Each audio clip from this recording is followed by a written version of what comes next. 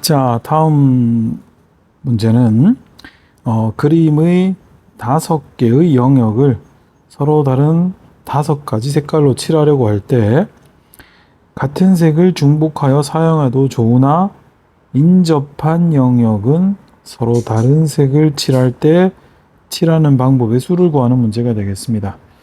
결국 이 문제는 우리가 이 경우의 수를 구하는 문제인데요.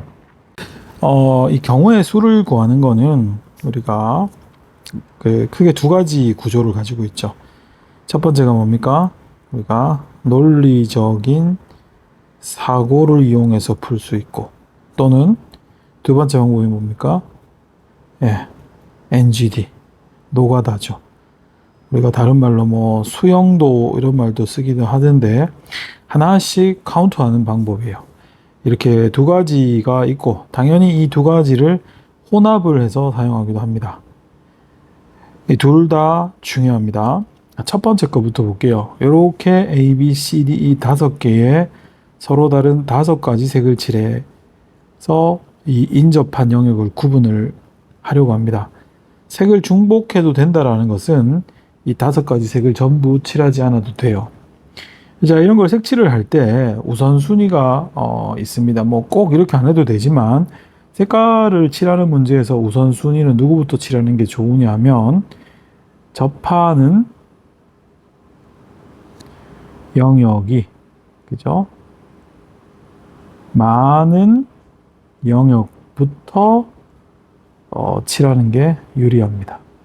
즉, 요 5개의 영역 중에서 A는 몇 군데의 영역과 접합니까? 4개. B는 2개, C는 3개, D도 3개, E는 2개죠. 따라서 A부터 칠하는 게 가장 좋고요. 그 다음은 C, D 이런 게 좋은데 큰 차이가 없으니까 그냥 A, B, C, D, E 정도로 칠할게요. 자, 우선 A부터 칠합니다. 그럼 어떻게 돼요? A를 칠하는 것은 5가지죠. B를 칠하는 것은 이제 A에 어떠한 색깔이 지정이 됐으니까 B에는 A에 지정된 색깔을 제외하고 4가지가 올 수 있고요. C에는 A에 어떤 색깔이 왔고 B에 어떤 색깔이 왔으니까 그 둘과 다른 색이 와야 되니까 3가지고, D는 A 왔고 C도 왔으면 D에는 A하고 C와 다른 색이 와야 되니까 또 3가지가 되겠고, E도 마찬가지죠. A 칠해져 있고 조금 전에 D를 칠했으니까 E에 올 수 있는 색깔은 이 둘을 제외한 3가지가 되겠습니다. 따라서 각각의 경우를 다 곱해야겠죠. 그죠? 동시에 다 칠을 해야지 되니까 따라서 이걸 곱하면 540가지가 나옵니다. 그죠? 가장 간단한 논리예요. 이 문제를 순서를 A부터 칠하는 건 되는데 C하고 D, E 이렇게 칠하고 해도 상관이 없다라는 것을 한번 보도록 할게요. A가 5개, C부터 칠할까요? C는 A만 칠해져 있고 나머지는 칠이 없으니까 A에서 결정한 색깔을 제외한 4가지. 다음 D를 칠한다고 하면 여기가 결정이 됐으니까 3가지. 그 다음 B 갈까요? B는 여기가 결정이 됐으니까 이 2개를 제외한 3가지. 마지막으로 E도 A하고 D가 결정이 됐으니까 3가지라서 똑같을 수밖에 없어요. 됐지요? 자, 그러면 이 2번째 걸 볼게요. 이 2번째 게 좀 중요한데 이걸 왜 냈을까요? 구조적으로 그림도 비슷하고 상황도 비슷하니까 똑같이 풀면 될 것 같지요? 자, 우선 생각 없이 똑같이 풀어보면 가장 접하는 영역이 많은 데가 어디야? 당연히 A니까 A부터 한번 칠해볼까요? 자, A, B, C, D, E의 순서로 한번 칠해볼게요. A에 올 수 있는 건 5개 중 하나. 자, A의 어떤 색깔이 결정이 됐으면 B에는 A에서 사용한 색을 제외한 4가지가 와야 되겠고요. C에는 A하고 B가 결정이 됐으니까 이 둘을 제외한 3가지가 와야 되고, 이제 C도 결정이 됐으니까 D에는 A하고 C를 제외한 몇 가지? 3가지가 올 수 있죠. 자, 이제 D도 결정이 됐으니까 E는 B하고 A하고 D 3가지와 접하고 있으니까 이 3개를 제외한 2개가 오면 되겠네? 자, 그래서 이걸 이제 우리가 신나게 곱합니다. 그죠? 그럼 어떻게 되겠어요, 이거? 360개인가 나오게 될 겁니다. 계산해 보면. 3, 3은 9 맞죠? 근데 답은 400, 뭐 틀리네? 무엇이 잘못됐을까 하는 생각이 들어야 돼요. 그죠? 뭐 앞에 거랑 똑같은 식으로 했고 뭔가 맞는 것 같은데 답이 안 나옵니다. 자, 이런 문제가 바로 약간의 노가다를 먼저 하고 그 이후에 우리가 논리적 사고를 끌고 나가는 전형적인 패턴이에요. 이 노가다라는 것이 다른 말로 하면 상황을 분류를 하는 게 노가다예요. 어떤 상황을. 그렇다면 이거는 도대체 어떤 상황을 분류하는지를 인지를 해야 돼요. 그러기 위해서는 우리가 이 풀이가 어디서 잘못된 오류를 가지고 있는지를 먼저 찾아야 됩니다. A, 오류 없겠죠. 5개. 괜찮아. B, A 칠하고 나서 그 다음 나머지는 결정이 안 됐으니까 B에 오는 건 4개. 이거 오류가 없을 것 같아요. C는 어떻게 돼요? A하고 B만 결정이 된 상태에서 이 두 곳에 온 색깔을 피해서 칠해야 되니까 3개. 오류가 없을 것 같아요. 다음 D. 또 마찬가지로 A하고 C는 결정이 됐으니까 이 둘만 피하면 되죠. 그러니까 여기는 어떻게 되겠어요? 여기도 3개 맞죠? A, C 빼고 문제가 없을 것 같아요. 그 다음 E는 어떻게 돼요? 이 3곳과 접해 있고 이 3곳의 색깔은 다 정해졌으니까 이 E에 올 수 있는 색깔은 3개 빼면 2개. 다 맞는 것 같은데 어디가 잘못됐을까요?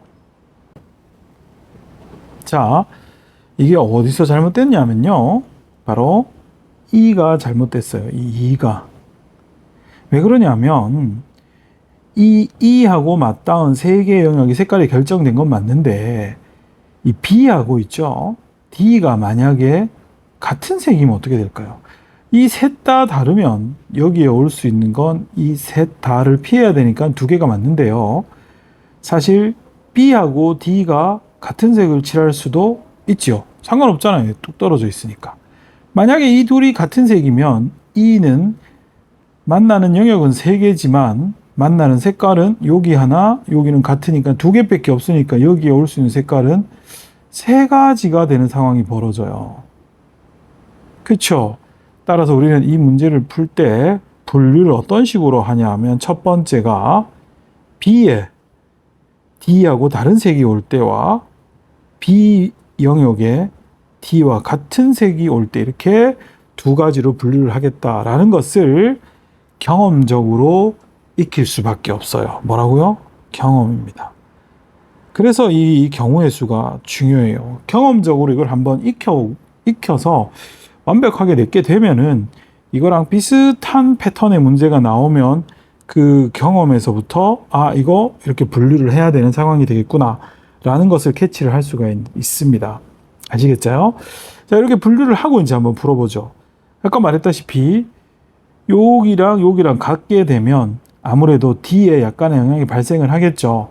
그래서 A, B, C까지는 아마 똑같을 겁니다. 즉, 첫 번째 A, 그 다음 B, 그 다음 C, D, E를 칠한다고 했을 때 A는 당연히 첫 번째 주위에 아무것도 없으니까 5개, B는 A만 칠했으니까 4개, C는 이 둘이 칠했고 고려할 게 전혀 없죠. 다른 데는 답이었고 그래서 여기까지는 똑같아요. 자, 근데 D를 보세요. 이 분류에서 이 B하고도 D가 달랐으면 한다고 했으니까 이제 이 D에 칠할 수 없는 색깔은 이 둘 말고 이 색깔도 칠할 수가 없어요. 그러니까 이때는 2개가 옵니다. 여기서 약간 아이러니한 느낌이 좀 드는 친구도 있을 거예요. 왜 여기 3개가 맞다라고 해놓고 여긴 2개냐 하면 요 경우에서 이 D가 1가지예요. 즉, 요 앞까지는 똑같고 이 뒤에 오는 게 3가지인데 이 3가지를 이렇게 분류를 시켰다라고 보시면 돼요. 자, 이 상태에서 여기 이제 여기랑 다른 색을 칠하기로 했잖아, 방금. 그죠? A야 뭐 무조건 정해지고 얘도 다르게 정해졌는데 이 D 자리에 당연히 A랑은 다른 색일 거고 A랑은 다른 색일 거고 B랑도 다른 색을 칠하자 하고 시작한 분류니까 이제 이 자리에는 어떻게 되겠습니까? 이 세 개인 A, B, D가 다 다른 색이니까 여기 올 수 있는 건 두 가지가 되는 거예요. 따라서 이거를 이렇게 곱하게 되면 240개가 나오게 됩니다. 다음 두 번째 상황도 역시나 이 순서로 칠할 건데요. 먼저 A, 5, B, 4, 3 여기까지 똑같아요. 다음 D 차례인데 이제 우리의 지금 가정한 상황은 A, B, C까지는 칠했고 D 차례인데 D에 어떤 색깔을 칠하라? B와 똑같은 색깔을 칠해야 돼요. 그럼 B가 선택할 때 올 수 있는 게 네 가지라고 이게 네 가지가 되느냐? 아닙니다. 이거 네 가지 아니에요. 몇 가지예요? 한 가지예요. 왜? 얘가 색깔을 정하면 그 색깔을 여기 그대로 써야 되기 때문에 D는 한 가지예요. 자, 이제 여기서 이 두 가지와 한 가지를 더하면 어떻게 돼요? 세 가지죠. 바로 요거와 똑같은 상황이 되는 거고 앞에 설명했다시피 이 세 가지가 오는 D를 요렇게 해서 분류를 했더니 두 개, 한 개로 분류가 된 거예요. 됐죠? 이제 마지막으로 E예요. 지금 우리의 가정은 A는 정해졌고 얘랑은 당연히 다른데 이 색깔하고 이 색깔이 똑같아요. 그렇죠? 그럼 이 입장에서는 비록 접하는 곳은 세 개지만 여기랑 여기가 같은 색이고 여기만 다른 색이니까 얘가 피해야 될 색은 총 두 개밖에 없기 때문에 이제 여기 올 수 있는 건 세 가지가 됩니다. 그래서 여기 세 가지죠. 자, 상황이 바뀌었죠. 이걸 분류를 했는데 이게 똑같으면 이렇게 풀 이유가 없죠. 근데 우리 D에 오는 상황을 B에 의해서 이렇게 나누었더니 E가 봐요. 바뀌잖아요. 그래서 우리가 이렇게 분류를 해서 푸는 거예요. 자, 요거를 우리가 계산을 하면 180개. 따라서 우리가 원하는 경우의 수는 이 둘을 뭐합니까? 합하겠죠? 그래서 240개하고 180개를 합하면 420개가 정답이 되는 겁니다.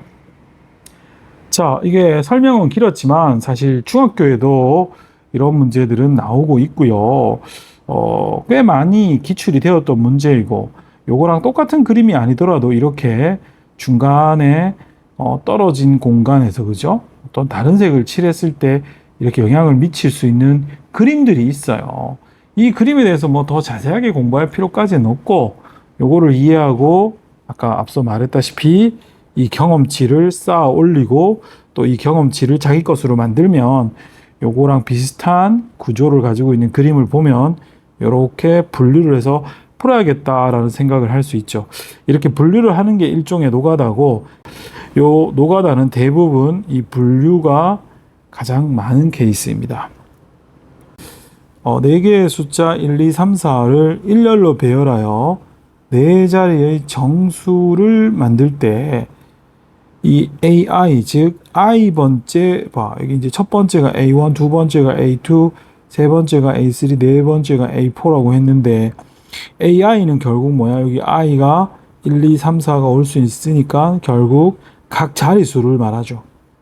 1이면 첫 번째 자리, 2면 뭐 100의 자리, 그죠? 두 번째가 100의 자리니까.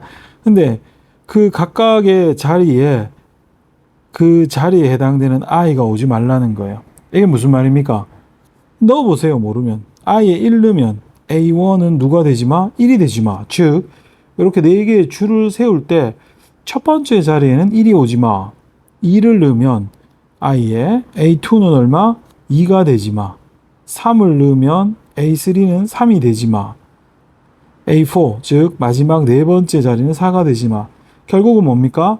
각각의 자릿수에, 그죠? 자릿수라고 하면 좀 그렇고, 그지? 여기서부터 첫 번째, 두 번째, 세 번째, 네 번째 자리에 그 각각의 자리를 뜻하는 숫자가 오지 마, 이런 거예요.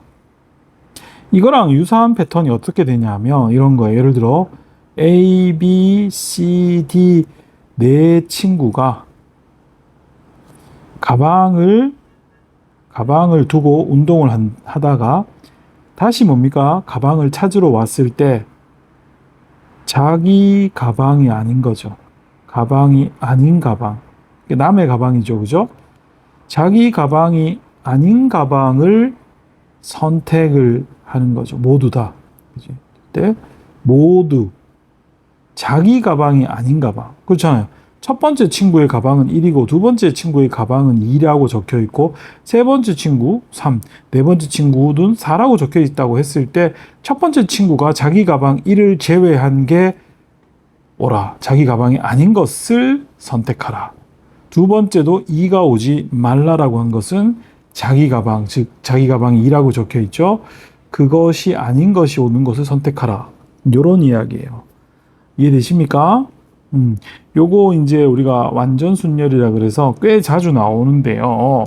사실 이 문제는 풀이를 위한 꽤 유명한 알고리즘이 있지만 그 알고리즘도 사실 복잡하고 엄청 자주 나오지는 않기 때문에 그냥 이거는 나열을 해서 노가다로 푸신다라고 생각하면 됩니다. 원래 유명한 점화식도 있고 한데 그런 공부까지는 여기서 할 필요 없고요. 노가다를 하면 돼요. 즉 A1, A2, A3, A4 A1 자리에 올 수 있는 건 1이 오지 마라고 했으니까 2, 3, 4가 올 수 있죠. 자, 근데요. A1, 즉 첫 번째 자리에 2가 오나 3이 오나 4가 오나 이 각각의 경우는 어떻게 돼요? 발생할 수 있는 경우들이 다 독립적이라서 다 똑같다는 걸 알 수 있죠. 따라서 이 A1이라고 적힌 첫 번째 자리에 누구? 2가 오는 경우만 한번 우리는 풀어볼 거고요. 그래 놓고 최종적으로 얼마? 곱하기 3만 해주시면 되는 거예요. 자, 그러면 첫 번째 자리에 2가 왔을 때 두 번째 자리에 올 수 있는 것은 어떻게 됩니까? 이미 2는 왔으니까 여기는 1이 와도 되고 3이 와도 4도 와도 되죠. 자, 그러면 두 번째 자리에 1이 왔을 때 세 번째 자리에는 남아있는 게 3, 4 밖에 없는데 여기 3이 올 수는 없죠. 그러니까 4, 3 이렇게 되고 더 이상 없죠. 그 다음에 역시 두 번째 자리에 3이 왔을 때는 남아있는 숫자가 어떻게 돼요? 1하고 4인데 여기 4가 오면 안 되니까 4, 1 이렇게 한 가지밖에 없죠. 그 다음 역시 두 번째 자리에 4가 올 때 남아있는 것은 어떻게 돼요? 3하고 2인데 여기 3이 올 수는 없잖아. 그러니까 여기 2, 여기 3이 와요. 그래서 총 몇 가지가 나옵니까? A1이 2가 됐을 때 나올 수 있는 가지가 세 가지 경우가 발생을 하고 있어요. 따라서 전체 경우의 수는 몇 개다? 3 곱하기 여기 2가 아니고 3이나 4가 왔을 때도 똑같은 가능성으로 이런 일이 펼쳐질 것이기 때문에 3 곱하기 3에서 정답은 9가 됩니다. 할만합니다. 그죠? 자, 여기서 우리가 같이 조금 외워주셔야 될 내용은 뭐냐? 만약에 이거랑 똑같은 문제인데 이게 이렇게 지금 푸른 것처럼 4개가 아니고 5개가 되면 어떻게 될까? 이건 아무래도 우리가 이렇게 일일이 노가다를 한다라는 측면에서는 꽤 가지수가 많아지니까 좀 부담이 돼요. 방법은 똑같습니다. 여기에 올 수 있는 게 얼마? 제일 첫 번째 자리에 올 수 있는 것만 보면 2, 3, 4, 5, 4가지니까 맨 앞에 2가 오는 경우만 쭉 노가다를 하고 얼마? 곱하기 4를 하겠죠? 그래서 이거를 노가다를 해본 결과를 외우시라는 거예요. 앞에 2가 올 때 이거를 쭉 이렇게 막 분류를 해서 노가다를 쫙 하게 되면 그 결과 나오게 되는 가지수는 총 11가지입니다. 따라서 요 4가지 경우에 대해서 모두 11가지가 생기니까 곱하게 되면 44가 뭐가 됩니까? 정답이 되는 문제가 되겠어요. 요거 외워주셔야 돼요. 3개짜리도 이렇게 해서 9가 나온 걸 외우셔도 좋지만 자, 이 4개짜리는 할만한데 이 5개짜리는요 노가다를 했을 때 11개가 나와야 돼요. 이 노가다 하는 게 좀 과하죠. 놓칠 수도 있고. 그래서 이렇게 5개 숫자로 이런 식으로 자기 자리에 다른 숫자가 오는 것을 푸는 문제는 보통 학생들이 그냥 외우고 많이 풉니다. 그래서 4 곱하기 11, 4의 배수니까 그래서 정답은 44. 요거 외워주시기 바랍니다. 자, 다음 문제는 서로 다른 2개의 주사위를 자, 여기 서로 다른이란 말 놓치시면 안 돼요. 2개의 주사위를 동시에 던질 때 두 눈의 합이 4 또는 5의 배수인 경우의 수를 구하라 라는 문제죠. 자, 이거는 우리가 이제 이 또는이라는 문구가 들어갔을 때 경우의 수를 어떤 식으로 계산하느냐 하는 내용이고 이 경우의 수, 즉 어떤 자연수와 같은 개수 개수를 체크하는 이 이론을 우리가 언제 가장 많이 배웠냐면 바로 집합이에요. 집합의 가장 큰 목적 중에 하나가 이 개수를 카운트하는 거거든요. 그러면 이 또는이라는 것은 어떻게 되겠어요? 집합으로 보면 합집합이죠. 자, 그러면 이 문제를 다시 한번 적어보면 이건 다음과 같이 두 눈의 합이 얼마? 4가 되거나 또는 두 눈의 합이 얼마? 5의 배수라고 했죠. 5의 배수. 5의 배수라는 것은 두 눈의 합이 5도 되고 10도 되고 15는 안 되잖아. 그렇죠? 왜냐하면 두 눈의 합은 12가 최대니까. 그래서 이렇게 또눈으로 된 거를 둘을 분리를 시켜 놓으면 두 눈의 합이 10이 되는 경우들을 모아서 우리가 집합 A라고 하고 두 눈의 합이 5의 배수인 경우를 모아서 우리가 집합 B라고 하면 결국 이것은 두 집합의 합집합의 원소의 개수를 구하는 거고 이건 집합 때에도 나왔지만 합집합의 원소의 개수는 각각의 원소의 개수의 합에서 교집합의 원소의 개수를 빼는 거예요. 자, 그럼 각각을 한번 구해 봅시다. 먼저 NA가 뭡니까? 서로 다른 두 개의 주사위를 동시에 던질 때 두 눈의 합이 4가 되는 거예요. 여기서 주사위가 다르다고 했어요. 그 다른 두 개의 주사위의 눈을 A, B라고 하자. 그러면 그 A하고 B가 어떠한 경우 합이 4가 돼야 되니까 1, 3, 3, 1, 2, 2 이렇게 네 가지밖에 없죠. 그 다음 두 번째는요. MB예요. MB가 뭐야? 두 눈의 합이 5의 배수인 5하고 얼마? 10이 되는 경우죠. 먼저 5가 되는 경우는 어떻게 돼요? 이렇게 쓰면 안 되겠다. B, 집합 B를 구성을 하고 있는 AB를 한번 찾아볼게요. 자, 이거는 두 가지죠. 합이 5의 배수라서 합이 5인 경우와 합이 10인 경우로 나눠서 써보면 먼저 합이 5인 경우는 1하고 4 그리고 서로 다른이니까 4, 1 그 다음 또 누가 있어요? 2, 3 그 다음은 3, 2가 있고요. 그 다음은 없죠. 그 다음 합이 10이 되는 것은 4, 6, 6, 4 그 다음은 5, 5 7개죠. 자, 그 다음 마지막으로 둘의 교집합이에요. 둘의 교집합은 뭡니까? 합이 주사위의 눈금의 합, 주사위의 눈의 합이 4가 되는 경우이고 동시에 5의 배수라고 했는 5하고 10이 돼야 돼요. 말이 안 되죠. 두 눈의 합이 4가 되고 그리고 and 동시에 5하고 10 둘 중에 하나가 되래. 이런 게 없죠. 따라서 우리가 이 교집합은 사실상 뭐가 됩니까? 공집합이 됩니다. 따라서 정답은 우리가 NA가 몇 개? 3개. MB가 몇 개입니까? 하나, 둘, 셋, 넷, 다섯, 여섯, 7개네요. 그죠? 그럼 합하면 10가지를 생각해 볼 수 있습니다. 자, 다음 문제는 그림과 같은 도로망에서 A 지점에서 D 지점까지 가는 모든 경우의 수를 구하여라 하는 거죠. 일단 이거는 A에서 D로 갈 때 같은 지점은 두 번 이상 지나지 않는다고 했으니까 일단은 어떻게 돼요? 여기서 먼저 B로 가서 D로 갈지 C로 가서 D로 갈지 두 가지 경우가 존재하죠. 이거는 뭡니까? 우리가 학습적으로 바로 합의 법칙인 거죠. 즉 합의 법칙에 따라서 우리가 A에서 D로 가는 경우의 수는 첫 번째 A에서 B로 갔다가 D로 가는 경우와 두 번째 A에서 어디 C로 갔다가 D로 가는 경우 이 두 가지로 나타낼 수 있고 이 둘을 더하겠죠. 그렇잖아요. 왜냐하면 이거 또는 이거지. 이렇게 가는 것과 이렇게 가는 것이 동시에 벌어질 수가 있어요. 왜 불가능입니다. 아시겠습니까? 자, 그러면 첫 번째 여기에서 이리로 갔다 여기서 이리로 가는 경우의 수죠. 그러면 A에서 B로 갔다 D로 가는 것은 A에서 B로 가는 경우의 수 4가지와 B에서 D로 가는 경우의 수 3가지를 더할까요? 곱할까요? 하는 거죠.